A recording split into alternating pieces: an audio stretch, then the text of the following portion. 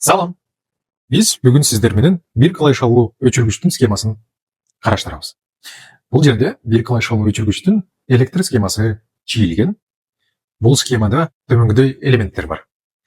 L, N бұл тоқ беру бұлағы. Фаза L тамғасымен белгіленеді. Нейтраль N тамғасымен белгіленеді. SB деген элемент бұл бір қалай шалу өчіргіш болып саналады. Электр схемаларында мындай форматта белгіленеді. Автоматтық өчіргіш Q тамғасымен белгіленеді. Электр схемалардағы чиіліші мындай. H тамғасымен бізде лампа накалы белгіленген. Электр схемаларда мындай форматта көрінеді. Бір қалай шалу өчіргіштің схемасын тұташтыру үшін бізде фаза автоматтық өчіргішке тұташтырылысы зарыл. Автоматтық өчіргіштен шығып бір қалай шалу өчіргішке тұташтырылады. Бір қалай шалу өчіргіштен провод шығып лампаға келеді, дағы лампадан шыққан провод нольға барады. Бұл электр схемасында схеманың іштеу логикасын байқасаңыздар болады. Автоматтық өчіргішті көтергенде бір қалай шалу өчіргішке тоқ келеді, бірақ өтпейді, себебі бұл жерде үзік бар. Бір қалай шалу өчіргішті басқанда электр тоғы лампаға барады, дағы лампамыз бізде іштей баштайды. Бір қалай шалу өчіргішті өчіргенде схемада үзік пайда болады, дағы лампаға тоқ барбай қалады. Келгіле, біз сіздерменен электромонтаж схемасын қандай форматта жолтарын көрелік. Мындай форматта электромонтаж схемасы көрдік. Электромонтаж схемасында құрылыс жадына байланыштуу учурлары тағырақ көрінеді. Бұл жерде электрощит бар. Электрощиттің ішінде автоматтық өчіргіч, ноль шинасы жана заземление шинасы бар. Распред коробка көрсетілген. Распред коробкаға выключательдің кабелі келді, лампаның кабелі келді, жана электрощиттен питающий кабель келді. Электрощитке тоқ беру үшін вводной кабельді алып келесіздер счетчик тараптан. Байқасаңыздар, әрбір кабельдің ішінде 3 провод бар. Бұл проводтар күрең провод. Тілек қаршы бізде күрең маркер жоқ болып қалды, ошолға байланыштуу мындан ары күрең түсті қызыл деп есептейлі. Бұл фаза көк түс, нейтраль, сары жашыл проводу, азыркы учурда жашыл провод бізде заземление. Қандай форматта бұл схема тұташтырылады? Фаза күрең проводты сіздер автоматтық өчіргішке тұташтырасыздар. Автоматтық өчіргіштен күрең провод питающий кабель арқылы тұташтырылып, распред коробкаға фаза келеді. 0 келеді 0 шинасына, нейтраль ушул шинасынан сіздер көк проводты тұташтырып, распред коробкаға питание бересіздер 0-да. Жана ошондой эле пыя сары жашыл провод заземление шинасына тұташтырылады да, сары жашыл проводты тұташтырылып питающий кабельден распред коробкаға заземление бересіздер. Бұл жердегі бір қалай шалу өчіргіштерді жолтуш үшін схемасын проводтарды қандай форматта тұташтырасыздар.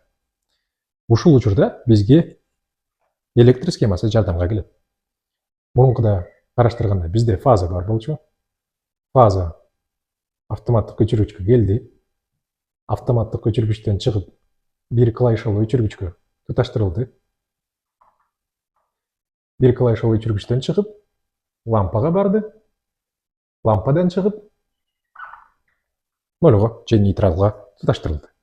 Ушул көрсөтүлгөн алгоритм менен проводторду тұташтырасыз. Бізде фаза автоматтық өчіргішке кирди. Фаза автоматтық өчіргішке кирди. Автоматтық өчіргіштен фаза шығып, выключательдің киришине барыш керек. Автоматтық өчіргіштен фаза шықты. Күрең провод аркылуу. И бұл жердегі выключательге киришине келгиле сіздермен күрең проводты тұташтыра алдығы. Ушул күрең проводқа біз сіздермен фазаны берели.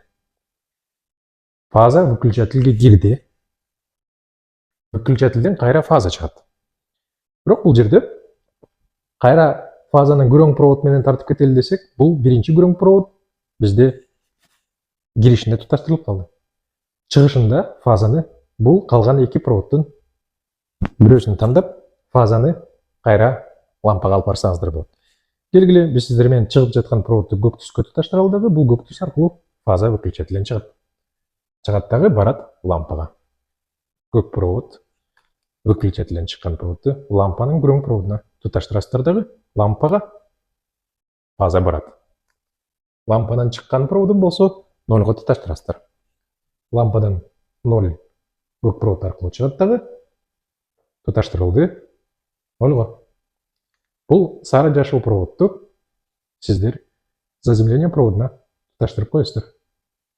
Мына ушундай форматта бир клавишалуу өчүргүчтүн электромонтаж схемасы чогултулат. Келиңиздер, биз сиздерге мындай кичинекей стендте бир клавишалуу электр схемасынын монтаж түрүндө чогултуп көрөлү. Бул жерде бизде ток берүү булагы бар, автоматтык өчүргүчтө фаза, нейтрал шинасына 0 туташтырылган жана заземление шинасы бар. Бул жердеги сары жашыл провод аркылуу распред коробкага жердештирүү келет. Көк провод аркылуу бизге 0 келет жана ак провод аркылуу бизде фаза келет. Бул жерде бир клавишалуу өчүргүч бар. Бир клавишалуу өчүргүчтө бир вход, бир выход. Бул кириш тарабына ак проводду туташтырдым, чыгыш тарабына бул жерде көк проводду туташтырдым, байкасаңыздар болот. Үчүнчү провод бизге керек эмес. Ошого байланыштуу биз сиздер менен көйгөй жок. Бул жердеги үчүнчү проводду подрозетиктин ичинде бекитип койсок болот. Жана ошол эле учурда бул үчүнчү проводду дагы алып подрозетиктин ичине биз сиздер менен катып бекитип койсок болот. Бул проводду кесиштин кажети жок. Себеби запас түрүндө кийинчерээк дагы бизге жардамга келип калышы мүмкүн. Эми бул жердеги схеманы кантип туташтырабыз? Негизинен электр схемасы сиздерге жеңил форматында болуш үчүн сиздер ток келип жаткан кабелдеги лампанын жердештирүү проводун келип жаткан линия жердештирүү проводуна шар эле туташтырып салсаңыздар, проводдордун көлөмү азайып, саны азайып, схеманы чогултууга жеңилирээк болот. Бул жерде провод узунураак болуп калыптыр. Бирок бул клеммага жараша кыскартып туташтырдым. Лампанын жердештирүү проводу туташтырылды. Ошол эле учурда мен лампага бара жаткан көк 0 проводун дагы дал ушундай форматта туташтырам. Лампанын көк 0 проводун мен келе жаткан нейтрал көк проводуна туташтырам дагы. Бул эки проводдон распред коробкадагы проводдордун санын азайттым. Эми калган проводдордун туташтыруу алгоритми кандай болот? Биз сиздер менен бул фазаны өчүргүчтөгү кирип жаткан ак проводко туташтырышыбыз керек. Клемник аркылуу фазаны алабыз дагы өчүргүчтүн кириш проводуна туташтырабыз. Туташтырдык.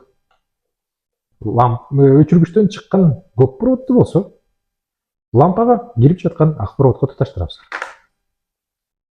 Клемник аркылуу алдым, өчүргүчтүн көк проводуна туташтырдым. Мына ушундай форматта бир клавишалуу өчүргүчтүн электр схемасы чогулат. Келиңиздер, электр схемасына ток берерден мурун биз текшерели. Каршылыгы канча ом экендигин. Мультиметрди бул жерге коеюн.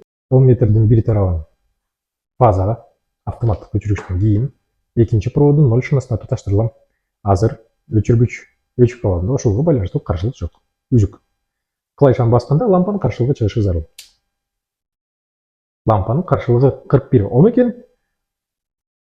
Демек, электр схемабыз иштейт. Биз сиздер менен ушул жерге туташтырылып, 10 метрди бүт схеманын бүтүндүгүн текшере алдык. Өчүргүчтү өчүрөйүн. Эми болсо, биздин кичинекей стендке ток келгенин байкайм.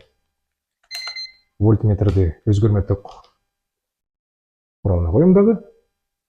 Фаза менен 0го туташтырдым. 214 келди дат. Жакшы. Автоматтык өчүргүчтү өйдөгө көтөрдүм. Автоматтык өчүргүчтүн ылдыйында дагы напряжение пайда болду. Демек, азыр бир клавишалуу өчүргүчтү басканда лампабыз иштейт. Клавишаны кайра бассак, лампа өчөт. Мына ушундай форматта бизде бир клавишалуу өчүргүчтүн электромонтаж схемасы чогултулат. Кийинки видеодо болсо, мен сиздерге эки клавишалуу өчүргүч жөнүндө айтып берем. Мындай форматта видеолор жакса, лайк басып, комментарий калтырыңыздар.